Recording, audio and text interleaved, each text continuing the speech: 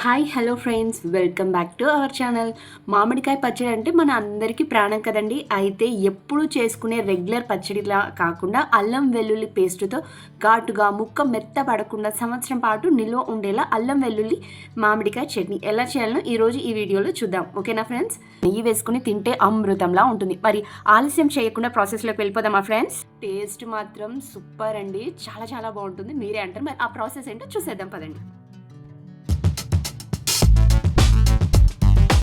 1 KG మామిడికాయ ముక్కలు బాగా కడిగి తడి లేకుండా తుడుచుకొని ముక్కలుగా కట్ చేసి పెట్టుకోవాలి. 1 కేజీ కండి ఇవి. తర్వాత ఇంకొక బౌల్లో ఆయిల్ పోసి ఆయిల్ హీట్ అయిన తర్వాత ఆవాలు, జీలకర్ర, కొన్ని ఎండుమిరపకాయలు, వెల్లుల్లి పొట్టు తీసేసి ఒక్కొక్క వెల్లుల్లిని ఇట్లా కొంచెం దంచి దాంట్లో వేసుకో.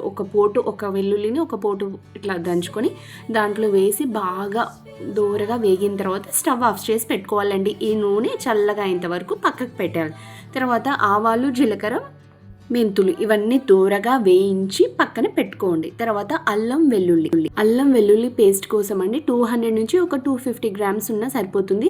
పేస్ట్గా నూరి తడి లేకుండా అస్సలు చూసుకోండి, అస్సలు తడి ఉండకూడదు. వీటిని ముక్కలుగా కట్ చేసి నూరుకొని పెట్టుకోండి. ఒక 200 గ్రామ్స్ ఉంటే సరిపోతుందండి. కొంచెం తక్కువైనా పర్వాలేదు, కానీ మరీ ఎక్కువ అయితే ఏమవ్వదండి. కొంచెం చట్నీలో కొంచెం గుజ్జు ఎక్కువగా ఉంటుంది అంతే. వీటన్నిటిని మెత్తగా నూరి పెట్టుకోవాలండి.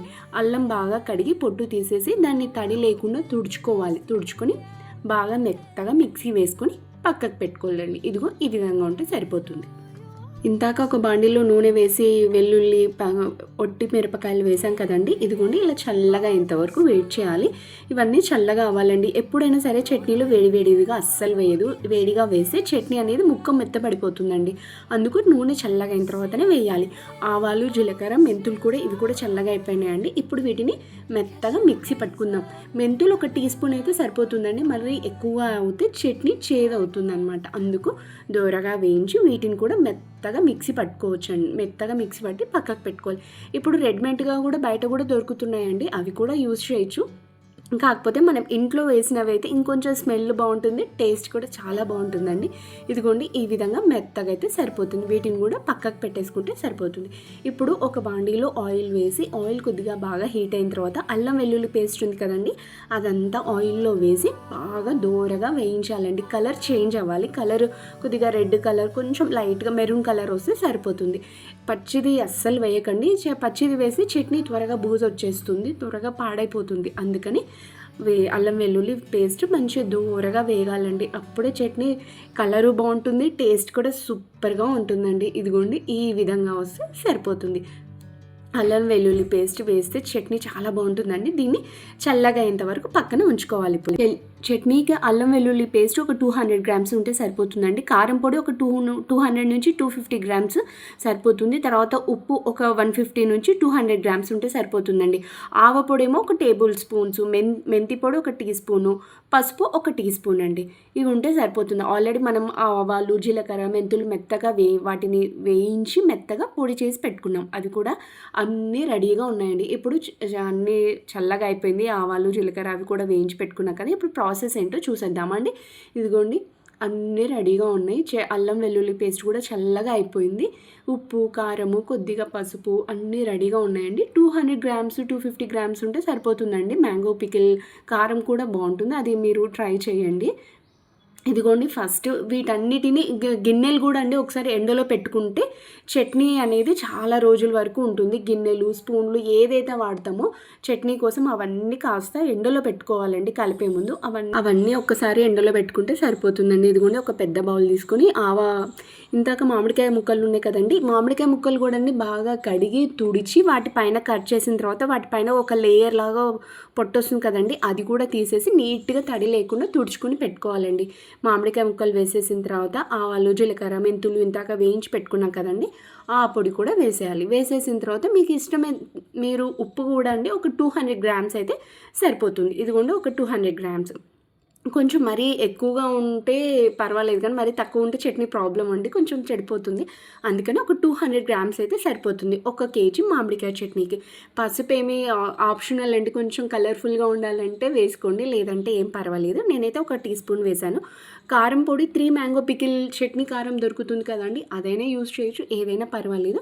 ఒక 200 గ్రామ్స్ నుంచి 250 గ్రామ్స్ ఉంటే సరిపోతుందండి. వెల్లుల్లి కూడా ఆప్షనల్ అండి, కానీ మామిడికాయ చట్నీలో వెల్లుల్లి ఉంటే చాలా బాగుంటుందండి. ఇవన్నీ వేసి ముక్కలకు బాగా పట్టేలాగా ఒకసారి బాగా కలుపుకోవాలండి. చట్నీలోండి కొద్దిగా జీలకర్ర ఎక్కువైనా పర్వాలేదండి. మెంతులు మాత్రం ఒక 1 టీ స్పూన్ మాత్రమే వేయండి, ఎక్కువైతే చేదొస్తుంది. అందుకని 1 టీ స్పూన్ అయితే సరిపోతుంది. అవన్నీ మెత్తగా వేయించి పెట్టుకున్నాం కదండి, అవన్నీ వేసేసుకున్న తర్వాత అల్లం వెల్లుల్లి పేస్ట్ కూడా నూనెలో బాగా దోరగా వేగాలండి. అప్పుడైతే చాలా రోజులు ఉంటుంది. దోరగా వేగిన తర్వాత చల్లగా అయిన తర్వాతనే చట్నీలో కలపాలండి. అది వేడివేడిగా ఉన్నప్పుడు అస్సలు కలపకూడదు.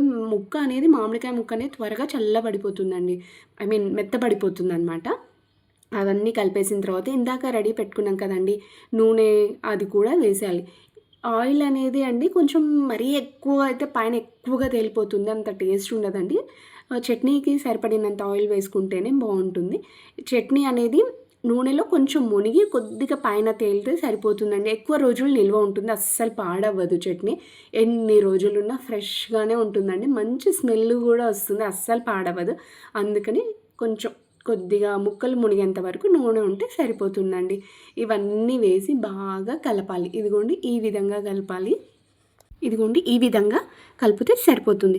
పచ్చడి ఎక్కువ రోజులు బాగా ఉండాలంటే అండి, పచ్చడి కలిపే గిన్నెలు, స్పూన్లు కూడా ముక్కలు దేనికి కూడా తడి తగలకుండా, తడి తగిలితే పచ్చడి త్వరగా పాడైపోతుందండి.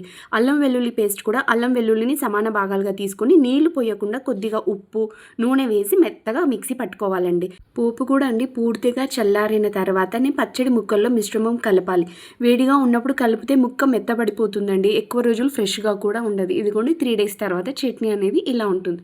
టేస్ట్ మాత్రం చాలా చాలా బాగుందండి, సూపర్గా కుదిరింది. మీరు కూడా ఇదే ప్రాసెస్లో ట్రై చేయండి. చట్నీ చాలా బాగుంటుంది. వేడి వేడి అన్నంలో చట్నీలో కొద్దిగా నెయ్యి వేసుకొని తింటే ఉంటుందండి, అమృతంలా ఉంటుంది.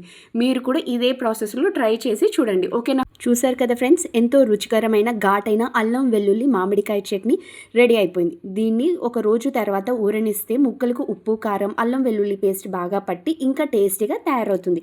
ఇది ఇడ్లీలోకి, అన్నంలోకి, అన్నిట్లోకి బాగుంటుందండి.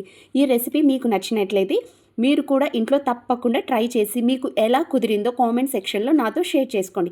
అలాగే ఈ వీడియోని లైక్ చేసి ఫ్రెండ్స్కి, ఫ్యామిలీ మెంబర్స్కి కూడా షేర్ చేయండి. నా వీడియో మీకు నచ్చినట్లయితే please like, share, subscribe to my channel. Thank you అండి, thank you for watching. Bye bye friends.